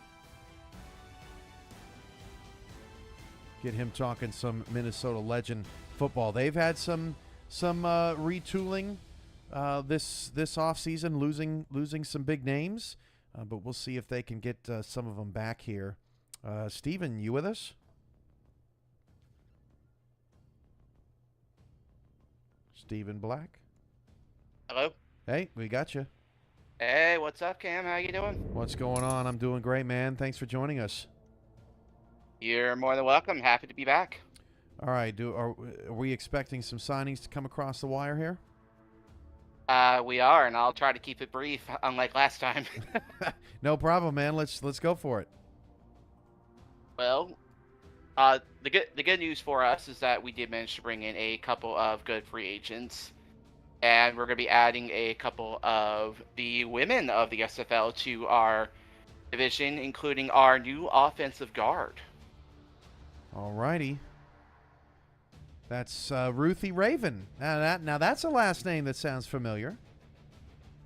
It is a definite friend/family member of the team. We're happy to have her on board, and she's going to be shoring up our offensive line to help block for Mr. Colin Hart. Oh, man. Now I'm starting to put the pieces together here, Stephen. You're talking about women of the SFL, and we just saw Vin Calia leave for Alamo City. What are you about to tell me? You have already beaten me to the punch because I'm bringing on, well, we are bringing on somebody who has been wanting to come to Minnesota for a very long time. And that is, of course, our new wide receiver. Tina Quinn! Crowner! 1.35 million, leaves Seattle and her husband scorned. What a shame. Over to Minnesota to take on the Minnesota Legend. Now, please tell me Minnesota-Seattle was on that schedule last night.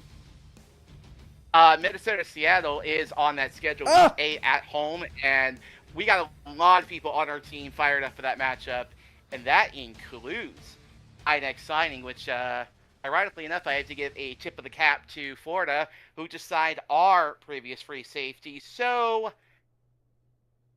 I'm bringing on a friend of the family.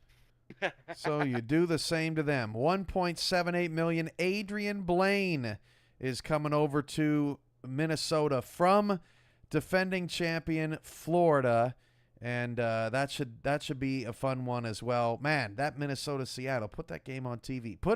We need a camera at the Day residence, I think, during that game. I want to see a food fight. But Adrian Blaine, go ahead. Yeah, the Day residence, the Raven residence. Week 8 is going to be a shootout. Absolutely. But Adrian Blaine, huge pickup, just won a championship. How did all that come about? Because when a person leaves or decides to leave a defending champion team, that's pretty unusual. It is pretty unusual, but some people in this league do like to just try out greener pastures, and some people, admittedly, as everyone knows, likes to go play ball with their friends.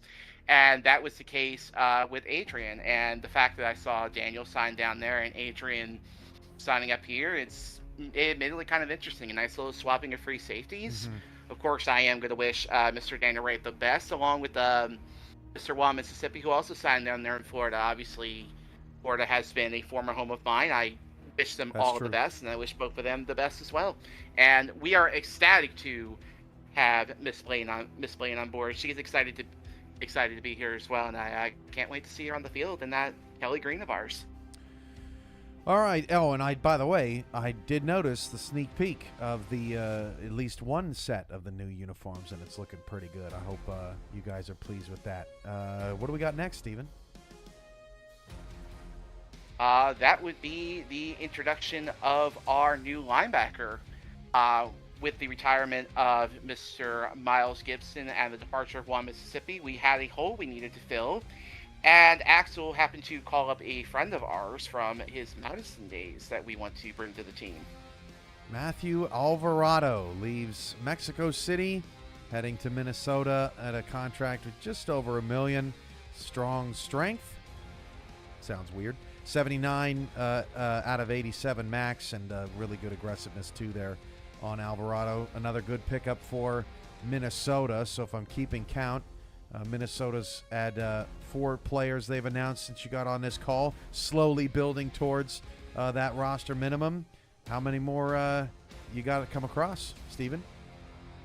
Just one, and it happens to come ironically off the back of a division realignment that just happened because, and correct me if I'm wrong, you and the league decided to stick the Arizona Scorpions into our division. That's right. And so I went and made a move to go pluck a nice little player of ours, a new runner for our game. Oh, man, Justin Williams at fullback, just under $1 million going to Minnesota. That may be the biggest signing of them all. He was a beast last season in Arizona. Man, that is really going to help that run game. What was it like talking with Justin, during this process? Was he fielding a lot of offers? I'm sure he was a high-profile guy, unless you got to him first and you shut the door. Don't actually have a clue if I got to him first. I do know that from the way he was talking that he had multiple offers, but when he ended up getting back to me, he said that Minnesota was the place he wanted to come play, and the rest ultimately was easy. He was super excited throughout the entire process, very patient with us, and now we got him as our fullback, and I cannot wait to see how the coaching staff in Minnesota chooses to use him, because if we're able to do anything with Justin like Arizona did last year, I'm going to be a happy camper, and I know the rest of the team is too. And you've got Colin Hart and now Justin Williams, a part of that backfield. Your wide receiving core: Deezer Powell, Quake Mam, Jay Taylor, T. DeQueen, Johnny Reno's back. Minnesota is refiring here. Steven, anything else you want to add on this wild free agency frenzy that we've seen so far today? Other than the fact that free agency frenzy is definitely one of my favorite times of the SFL season, I am very intrigued on some of the signings, very happy for a lot of people on getting their new homes and going into season 22.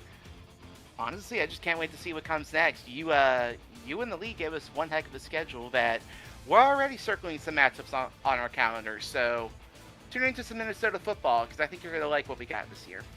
Awesome, Steven. Great work in Minnesota, as always. Thanks for joining the show. And look, you made it within the time window. See, it's all about improvement. It's all about growth. Absolutely. That was my goal, was to keep it under 10 minutes. All right, man. We'll see you. Have a great one. You too, man. Thanks for having me on. That was Stephen Black of Minnesota. Always one of the best people to talk to. Okay, a couple of free agency signings that came across while we were talking with Steven. How about Jacob Morrison? He leaves Vegas, was a wide receiver. He's moving to halfback in Mexico City, probably to play behind Ray Bentley. $1.18 million contract, but that speed, 93, is almost all of Jacob Morrison's contract. It's about 45%, I guess, of his contract. About $480,000, I would say, was probably what that speed cost Mexico City to get him up to a 93. So they're going to probably be using him maybe on some sweeps. Who knows? It's going to be interesting to see what Mexico City does with that Morrison signing. Now, I think as we look at Mexico City's whole body of work here, Ray Bentley's at 1.9, and then Jacobs at 1.1. No fullback just yet.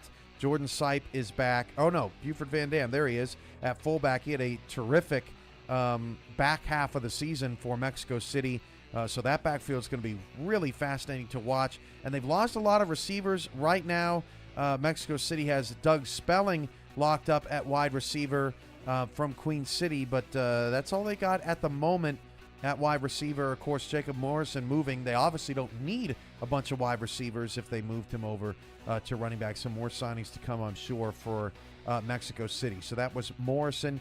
Then Chris Britton III leaves D.C. at outside linebacker and is going to Houston. So Britton III moves on to the Houston Headhunters. That's a big get for Houston, who's been a little bit quiet here today.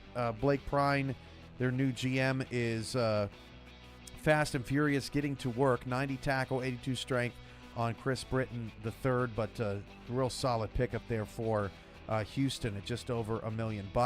Mike Wagner just came across the line. Boy, DC was all over the Sioux Falls termination as they get yet another Sioux Falls player to come over to their defensive line. $670,000 for Mike Wagner, and pass rush, stamina, consistency, big things for Wagner. Let's check back in with the DC Dragons as they now have 6 free agents on the board to go along with the rest of that unit. But up front, you've got Nick Fargo and Mike Wagner on the defensive line to join Jose Fuentes on the defensive front. So DC slowly building up that defensive line back. Jamarcus Candy back with Alamo City. David Parker, Albert Begin, all back with the artillery as the artillery quickly fill their roster back up. Charleston is also getting pretty full too. They've got a new tight end group there with Sandcastle and Solomon. All right, that's a look at all that. 6:40. We have 20 minutes left in our show. It has been a wild show, and we've got, or I should say, 6:40 Central, 7:40 Eastern. We've got someone potentially coming on from the Arizona front office. Oh, it's going to be Hall of Famer Eddie Gage. So we'll get him on next to talk about his team and what's going on around the league. Always good to talk with Eddie, and we know we're going to get to Arizona. I love y'all at the end of our conversation with him. So we will get Eddie Gage up on the line as we wind down this free agency frenzy show. As I get him on, I'm wondering here what the number now is of contracts. And it's 334 players currently signed here on day one of signing. That is what we are looking at the moment. And Eddie, we got you on. How you doing, Eddie? What's going on, Cam? Can you hear me? I can. Welcome to the show. Appreciate you. All right, we got some signings you want to push through? Sure. One of them, actually a couple of them, I can't do because stupid ass. Never mind. But sorry, I didn't mean to say that. Are you talking about the dev players? Well, or that something too, else? but yeah. Oh, okay. Yeah, something else too. But. Well, let's get to the positives, huh? What you got Sure, for us? I'll get to the. I just sent you the first one. What do we got? We got Mike Churchill coming over from D.C. Now, he was a part of that bid with Nathaniel Diggs as well in SFLM, right? He was, and him and Diggs are really good friends, and so we had some things happening which we thought someone was going to retire because they started their own business, and felt really bad about it because he hasn't really been active in the locker room, and so he agreed to take a diminished role in the team, but still wants to hang around. He was going to leave because he felt bad about not being so active this season, but he's going to stick around, but just serve it as in a further down the depth chart. So we were happy to bring Mike along. Him and Diggs being good friends just made it a good fit for us. That's a great pickup, and it's got to be a relief to the rest of the league that DC finally lost somebody. All they've been doing today is adding weapons and players. So yeah, DC, Queen City, Mexico City, those guys are killing it. Yep. And I don't know where ACA is finding all this room from. We got to do an investigation because they just seem to keep signing players to the roster. They're on your schedule, aren't they? Yes, they are. All right, Eddie, who's next? Also, I have, I could not bring on Churchill without bringing on his wife. We were actually going to go through the draft and bring on a fullback, but when I found out his wife was available, I didn't know. My GM told me, and he called me when he found out I was looking at draft a forward back, and he goes, Eddie, we got his wife right there. Just sign her. And said, I'm like, oh, okay, well, set up a group chat. Let's get to know her, and turned out to be a good fit. So you're going to have a lot of depth in that backfield, even at both positions, it would appear. You don't have all those signings yet set in stone, but is that the plan? We plan to keep the ball so that people are, guessing about what Arizona's going to do. There you go. Okay. All right. Well, big signing there for Cooper Allen. Who's next? I think I got one more. Oh, yeah, I got one more I can make available right now. There you go. Just sent it to you. Terrell Davis from Sioux Falls. Man, he's been good for a long time. He has, and actually, I was kind of nervous about signing him until I got to know him because no one really knows a lot about the Sioux Falls players. They don't talk and chat or anything like that, and so when I got to know him and set up a group chat to talk to him for a bit, he's a very interesting guy. He's very excited, loves the SFL. He's a 19-year veteran on the police force. He drives a motorcycle, part of the motorcycle unit, whatever you call that, I don't know. Right. But very excited guy and excited to be on Arizona. He was surprised. He reached out to him. I'm like, yeah, man, dude, listen, as long as you bring energy, excited to be here, I'll sign anybody as long as you're a positive member of the community. And he's just that. Now, I got to ask you, Eddie, because you have a show, if you ask Mike St. Green, he'll say it's Who's Talking or some other... I heard that yesterday. Some other incorrect version of your show. I felt bad for you. Yeah. I really thought that maybe I should set you up with Mike St. Green and y'all can go 7 rounds. I'd watch that, but it wouldn't last 7 rounds, Cam. He would find some excuse or something. I gotta. It'll be over. It'll be over in about a minute and a half. So, but anyway, you have a show. And you got a chance to talk to a Sioux Falls player in free agency, and you mentioned it's been a talking point on shows before that we just don't know a lot of the Sioux Falls players like maybe we know players from other teams. Did he comment about his time in Sioux Falls and you said he loved the SFL, but I'm just more interested in knowing more about Terrell Davis because it's just unusual that we get to talk about them, and maybe they'll get more of a shine in the coming months. That is the plan. I asked him a bit about Sioux Falls, but he elected to take the high road and say, hey, I just want to leave that in the past. I enjoyed my time there. He was, like you said, he spent a lot of time there, I believe his entire SFL career, if I remember correctly. And so when he first started talking, I was expecting him to be kind of shy and just kind of let us lead the way. But he grabbed the bull by the horns and took control of that interview, and the smile on my face has got brighter and brighter. And I just remember telling Diggs and EJ, we got to sign this guy because he sounds like he loves the league, and he can't always watch a game. They depend on his schedule, but when he can't watch it live, he always watches the playback, the following day. So I can't wait to get him in the locker room. Before I let you go, Eddie, I have to ask you about your biggest shocker. Or some of your biggest shockers here in free agency frenzy, maybe something you didn't see coming, and that could be a big problem for teams down the road. I don't know about biggest shockers, but I was surprised to see Kendra go back to Vancouver. That one kind of took me for a bit. I was trying to figure out where she was gonna go. I'm still waiting to see if Phoenix Jones comes back to the league. He did. Did he? See, I missed the show. Where'd he go? Tulsa. Oh, he went to Tulsa. $1.4 million, yes. Yeah, he sent me a DM, so I was kind of interested to see where he would go. So that was a good deal to see him back in the league. I know he likes to be the lead dog around there, and it sounds like Tulsa's going to lead him be just that with their signing. So congratulations to him coming back. But, there's a bunch of things. Queen City. Wow, Alex Marshall and company, who's ever that front office over there, they get a round of applause because they've done a wonderful job thus far in the offseason. So I got to give hats off to them. And you knew Ramos just would not take that season lying down in Mexico City the way they did. So good to see him bring in some key pieces that's going to help them.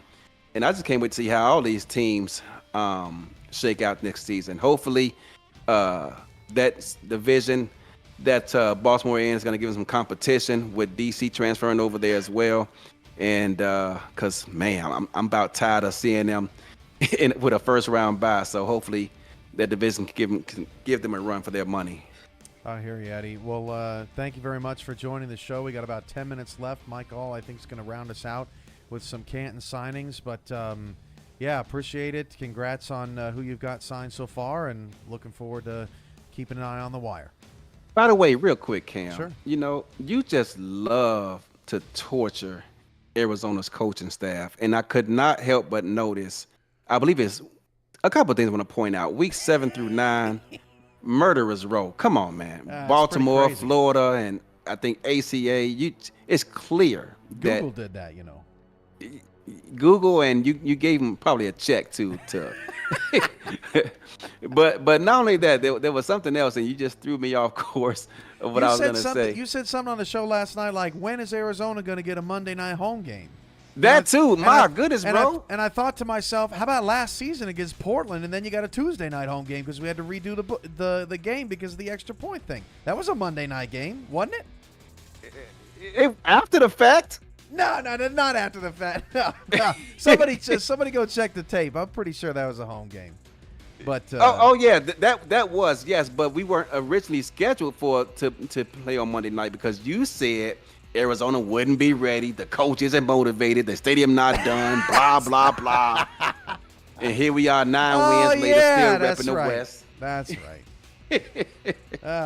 Well, but I love you, Cam. How's the wife doing? It wouldn't be a day on earth if you didn't have something to complain about for me. So that's right. So how's your wife doing? She's recovering. She's doing good. She tells me every day, when are you going to stop talking to Eddie as much so that we can spend more time together? Chad told me I got you on speed dial 1. Yeah. Oh, you know it, man. You know it. Thanks for being here, man. Appreciate it. No problem. All right, bye. Yep. Bye. Oh, that was the ever so talented Eddie Gage getting his boys and girls back at the back on top there in Arizona. Mike All is going to round out our program here. Garrison Blue was talking about big news. He's back in Alamo City, $1.6 million. Chase Earl, Sanzo Robinson also returned to Carolina and Tulsa respectively, and I think that gives Carolina 5 contracted wide receivers. So that's an interesting development there in Carolina. All right, final minutes of the show, and we have Mike All with us, general manager in Cam. What's going on, Mike? Cameron, how you doing this evening, sir? I'm doing great, and doing even better now that the Packers. I mean, have you seen that schedule? It's just cupcake city out there. Yeah, it's nice. It's nice. We got to take care of business. Did the Vikings end up beating the Bears this afternoon? I didn't see. Oh no, the Vikings were playing Vegas. Bears beat Detroit. A couple of bottom feeders in the NFC North. I don't pay much attention. All right, Mike, what you got going on in Canton? So, real quick, I just want to say welcome back to Slyn Shady. I know you didn't mention him earlier, but welcome back, Slyn Shady, one of the best linebackers this league has ever seen. I did for about 2 seconds, to be fair, but yeah, I didn't get a lot of time with him. I just want to give a shout out to all my players that are moving on to new teams, especially Mike Twinscrew and Chris Porter. They did a lot of good for this team, and we're always going to appreciate that. Congratulations to Toraneo Rivera on his new position and on his new team, which is unfortunately still going to lose to us. But yeah, and we're excited now to have Frank Bernstein as our new offensive coordinator here in Canton. He's going to do a lot of great things, and we're really excited to show the league what he can do. Congrats to Frank. That's good to hear about the coaching adjustment. I know it was disappointing to lose Chris over to Atlanta, but good to see her bouncing back. Yeah, it's a lot of good that we're going to get out of this. So just going to drop some players here for you, Cam. We're going to welcome back Big Money M's, Mr. Perfect last season. We added a new face to our defensive back stable. Connor Darien has retired due to family reasons, but hopefully he'll be back someday. But we have added a new face from Houston, Diedrich Law, which we're really excited about. He's going to bring some good things to the team. Probably also do some good work with Frank Bernstein on the offense. So we're not going to miss a beat there with what we like to call the SWAT team. Nice. Coverage looks good. We do still have one more signing to make in there, but it's a returning player, so not a big deal. Going on to the linebackers. We've got one guy gone now. That would be Ace Singletary. So good luck to him with whatever he plans on for his future. We do have one guy that still hasn't signed his contract yet, but as you can see, we have brought in DJ Kilgannon from Queen City to take the second inside linebacker spot, and he's going to do a lot of good things. He's a great guy. Kilgannon, I've been told, in the minor league. Yeah. Yeah. So that's always good. Yeah, he's going to be a beast for us on the inside, and obviously, I mean, you can't do better than Kevin Brackett going to the All-Star game, and Mark Gronick, who's been a fixture on this team since the beginning. For sure. On the defensive line, we've made one change and moved over Dravilkers to defensive end with me, and we went ahead and brought in Neil Rivers to replace him. Neil Rivers, amazing guy. That's a good dude right there. Yeah, he's a very good dude, and he's gonna help out on our defense and help making some of those calls and figuring out some of those formations. But yeah, it's gonna be a stout defensive line that you see there. And speaking of defensive line, our offensive line hasn't changed, and they're one of the best in the league. One of the best named offensive lines in the league too. The Breakfast Club, they're gonna kill it. Absolutely. La Pancake. His video of what did he do?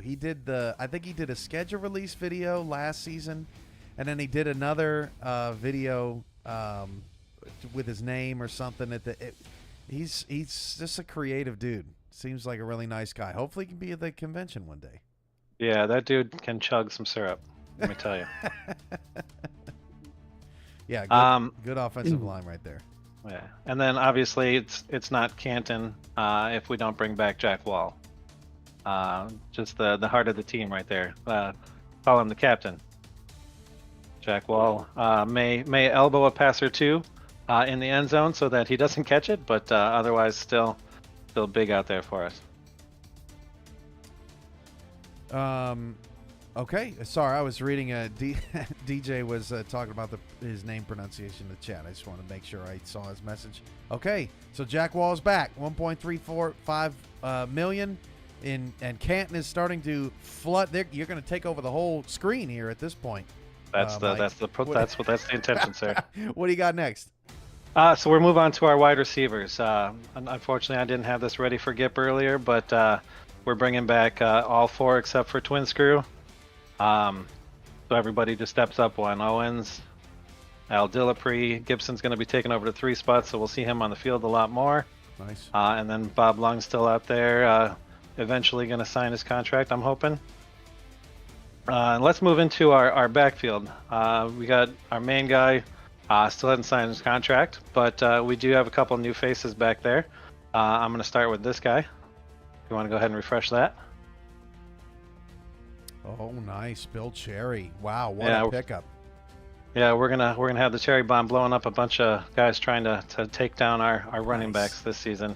But he's an all-around offensive tool. So this guy can run, he can catch, he can do everything. Yeah, great pickup right there. One of the 2 guys he's going to be paving the way for is another new addition to the team. So if you want to go ahead and refresh that. Oh, there he is, Logan Lee. Okay, finally, someone. Okay, he had that massive contract, right, Mike? What was his salary? 4 point something. But yeah, 4.6 or something like that. You quickly shaved off a lot of that money, and you probably didn't lose hardly anything off his overall rating, right? No, he's not losing a step. Not losing a step. So Logan Lee joins Canton. That is the bombshell. 2 hours into the show, Mike always knows how to deliver us a bombshell at the end of the day. Go ahead and talk about Logan Lee and how that signing came to be and how you were able to get that done. So if you remember, if all of you out there remember, Logan Lee spent a lot of time with me in the minor leagues, from when he right. first joined until he was finally drafted, which was a long time in the coming.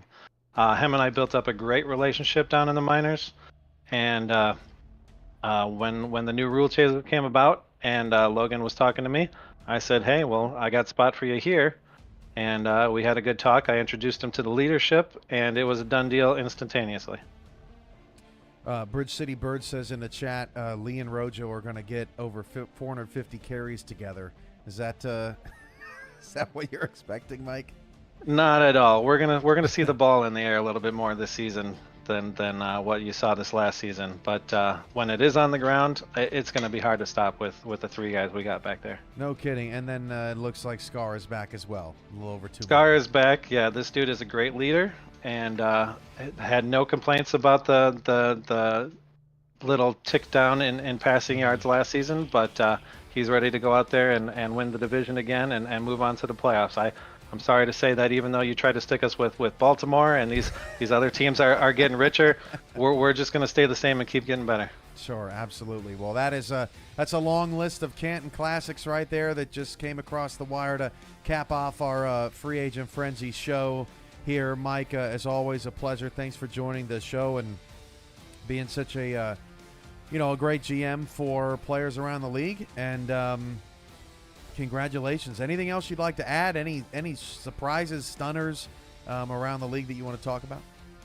There was a lot of surprises out there. I'm really impressed by what Queen City has done. I'm impressed by how Mexico City went out there and made some big pickups too. I think we're going to see a lot different record at the end of the season on Mexico City. I think everybody's done a great job so far in free agency. I'm really impressed by what everybody's gone out and done this season, and I can't wait to get back on the field, sir. And Jay Ballmer's signing just came across the wire for Arizona. Evan Miller leaves D.C., goes to Mexico City, $772,000. Just want to make sure that I get all these free agents before the show ends. You play Arizona in week 1, Mike. So how's that going to go? It's going to go in our favor, unfortunately, Eddie. But I do. Let me just say, I do appreciate Eddie giving me some time to talk tonight. Were you worried about following him? I was worried about following him. He's a tough act to follow. But no one can follow you, Mike. That's it. That's right. We are good, and that's why you take that last spot every season. I appreciate that. Thank you for joining the show, and good luck to you this season in Canton. Thank you, sir. All right, one last refresh of the free agency frenzy. Patterson is your last signing here over the next couple of hours. Keep an eye on the contracts page on the portal simulation.football. We'll have more reaction on simulationfl.net and all of the shows, content shows throughout the SFL. I want to thank everybody for making this show truly special when we were able to come together as a league and get 365 contracts across the wire over the course of the day, and those contracts will continue. It's a super special thing to be a part of, and very humbling to what I've worked on all these years. So you guys are the best. Hopefully I got to all of your super chats, all of your tags, all that good stuff. If you sent a DM in the last 2 hours, again, I'm sorry I wasn't able to see it. I'm just one man, but it was an excellent show. Great job to all the teams around the league. It should be our best season yet. I can't wait to see what these teams do on the field. From SFL headquarters, I'm Cameron Irvine, and this has been Free Agency Frenzy. Keep an eye on the wire. There's still 2 full weeks of signings before we take off for Christmas and come around the other side with the SFLM rookie draft, which we will have a finalized draft order for you sometime in the next 24 hours. We'll be talking more about that in that news release, so make sure to keep an eye out for that. All right, everyone, have a great night.